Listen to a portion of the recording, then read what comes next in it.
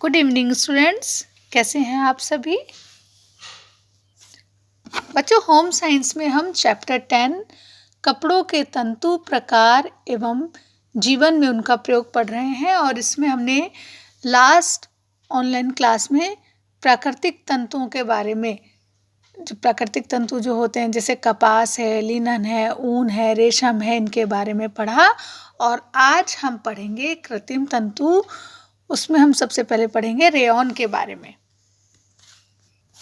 तो चलिए बच्चों पढ़ते हैं कृत्रिम तंतुओं के अंतर्गत प्रयुक्त किया जाने वाले प्रमुख तंतुओं का संक्षिप्त परिचय।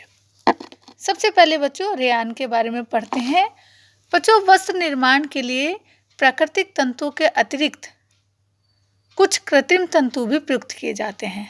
जैसा कि बच्चों हमने पहले पढ़ा कि कपड़े बनाने में हम प्राकृतिक तंतुओं का इस्तेमाल करते हैं, तो प्राकृतिक तंतुओं के अलावा कपड़े बनाने के लिए कृत्रिम तंतुओं का भी इस्तेमाल किया जाता है।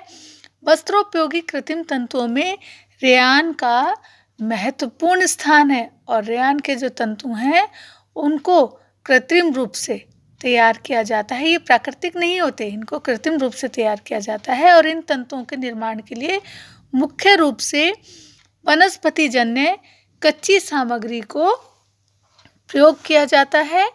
सामान्य रूप से कपास की पट्टियाँ, बांस की लुगदी, गोंद तथा राल आदि के मिश्रण से विभिन्न क्रियाओं के द्वारा रेयॉन के तंतु प्रयोगशाला या उद्योगशाला में तैयार किए जाते हैं। अब बच्चों रेयॉन के तंतुओं की भौतिक और रासायनिक विशेषताओं के बारे में पढ़ेंगे। बच्चों रेयॉन के जो तंतु हैं वो प्राकृतिक पद्धत तंतु नहीं है, बल्कि इन्हें कैसे तैयार किया जाता है, कृत्रिम रूप से, है ना। और इस स्थिति में जो रेयॉन के तंतु हैं उनका संगठन या इन्हें बनाने के लिए प्रयुक्त की जाने वाली कच्ची सामग्री पर निर्भर करता है ना। जैसा कि स्पष्ट किया जा चुका है, हम पढ़ चुके हैं कि रेयॉन के तंतुओं का निर्माण जो है उसके लिए मुख्य रूप से वनस्पति जन्य पदार्थों को ही कच्ची सामग्री के रूप में प्रयोग किया जाता है। और इस कच्ची सामग्री से तैयार होने वाले रेयॉन के जो तंतु हैं उनमें अधिकांश भाग में सेल्यूलोज ही होता है। और रेयॉन के तंतुओं को भी कपास एवं लिनन के तंतुओं के ही समान सेल्यूलोज तंतु भी कहा जाता है।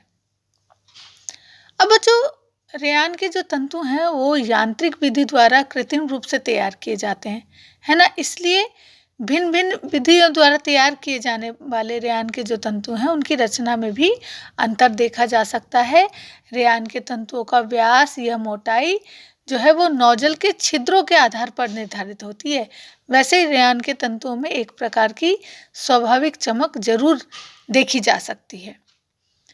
बच्चों जो रेयॉन के तंतु होते हैं वो कृत्रिम तंतु हैं, है ना, इसलिए उनकी जो लंबाई है उसका कोई प्रश्न ही नहीं उठता। और बच्चों रेयॉन के तंतु अधिक मजबूत नहीं होते हैं। रेयॉन के तंतु कपास तथा लिनन के तंतुओं की तुलना में काफी कमजोर होते हैं। और बच्चों रेयॉन के तंतुओं में प्रत्यास्था का गुण उनके निर्माण की विधि पे डिपेंड करता है ना। सामान्य रूप से कुप्रामोनियम विधि से तैयार जो रेयॉन के तंतु होते हैं उनमें प्रत्यास्था का गुण कम पाया जाता है और इस विधि से निर्मित तंतुओं से बने वस्त्रों में जल्दी ही सलबटें पड़ जाती हैं। और जबकि इसके विपरीत जो सेलुलोज एसिडेट विधि द्वारा निर्मित रेयॉन के तंतु होते हैं उनमें उच्च प्रत्यास्था पाई जाती है। रेयॉन के जो तंतु होते हैं बच्चों वो ताप की उत्तम संवाहकता का गुण उनमें विद्यमान होता है ना। और रेयॉन के इस गुण के कारण ही उसको गर्म जलवायु वाले जो क्षेत्र होते हैं वहाँ पर धारण करना पसंद किया जाता है। बच्चों रेयॉन के तंतुओं पर उच्च ताप का प्राय प्रतिकूल प्रभाव भी पड़ता है। यदि रेयॉन के तंतुओं को तेज एवं शुष्क ताप के संपर्क में लाया जाए तो ये जल्दी ही नष्ट हो जाते हैं, है ना। रेयॉन के तंतु आग के संपर्क में आते ही कागज की तरह जलने लगते हैं और इसी के कारण इनसे बने जो कपड़े होते हैं, रेयॉन से निर्मित जो कपड़े होते हैं उन पर प्रेस भी बहुत सावधानी पूर्वक करनी चाहिए। बच्चों भिन्न भिन्न विधि से निर्मित रेयान के तंतुओं में अवशोषकता का गुण भी भिन्न भिन्न मात्रा में पाया जाता है। स्टूडेंट्स, सामान्य रूप से रेयान के तंतु धूप को सहन कर लेते हैं और इन पर धूप का प्रतिकूल प्रभाव नहीं पड़ता, लेकिन यदि रेयान के तंतुओं को लंबे समय तक तेज धूप में खुला रखा जाए तो रेयान के तंतुओं की चमक नष्ट हो जाती है और इनकी मजबूती भी घटने लगती है। बच्चों, रेयान के तंतु पर रगड़ का प्रतिकूल प्रभाव पड़ता है। रगड़ के प्रभाव से रेयान के तंतुओं की प्राकृतिक चमक घटने लगती है और अधिक रगड़ से ये तंतु टूटने भी लगते हैं। तो बच्चों, ये तो अभी तक हमने पढ़ी रेयान के तंतु की भौतिक विशेषताएं। अब हम पढ़ेंगे रेयान के तंतु तथा उनसे निर्मित वस्त्रों की रासायनिक विशेषताएं। बच्चों, रेयान के तंतु हल्के कार्बनिक अम्लों को सहन करने की क्षमता रखते हैं। इस क्षमता के कारण ही सामान्य रूप से फार्मिक एसिड तथा एसिडिक एसिड का रेयान के तंतुओं पर किसी भी प्रकार का प्रतिकूल प्रभाव नहीं पड़ता है। इससे भिन्न विभिन्न सांद्र अम्लों को रेयान के तंतु सहन नहीं कर पाते हैं और नमक के अम्ल अथवा गंधक या शोरे के अम्ल के संपर्क में आते ही रेयान के तंतु प्राय नष्ट हो जाते हैं। स्टूडेंट्स, कुछ अन्य वस्त्रोपयोगी तंतुओं के समान ही रेयान के तंतु भी केवल हल्के विरंजकों को ही सह पाते हैं और सांद्र विरंजकों के संपर्क में रेयान के तंतुओं को हानि पहुंचती है।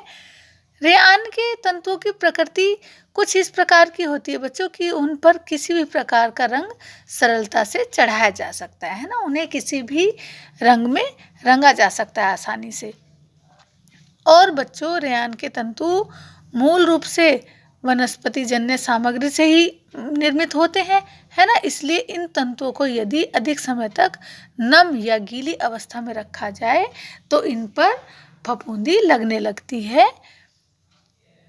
सामान्य रूप से बच्चों, रेयान के तंतुओं पर पसीने का कोई उल्लेखनीय प्रतिकूल प्रभाव नहीं पड़ता है, लेकिन यदि रेयान के तंतु और उससे निर्मित धागे जो हैं उनको बाद में रंगा जाए तो उन वस्त्रों का रंग जो है पसीने के संपर्क में आने पर बदरंग हो जाता है, गंदा हो जाता है, बेकार सा हो जाता है ना।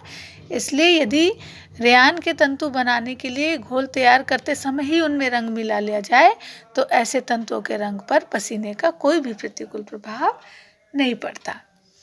बच्चों, आज हम इसमें इतना ही पढ़ेंगे। नेक्स्ट क्लास में हम नायलॉन के बारे में पढ़ेंगे। सभी बच्चे जितना आज हमने पढ़ाया उसको घर से रिवाइज करेंगे। तो चलिए बच्चों, फिर मिलते हैं नेक्स्ट क्लास में। तब तक के लिए take care and bye bye.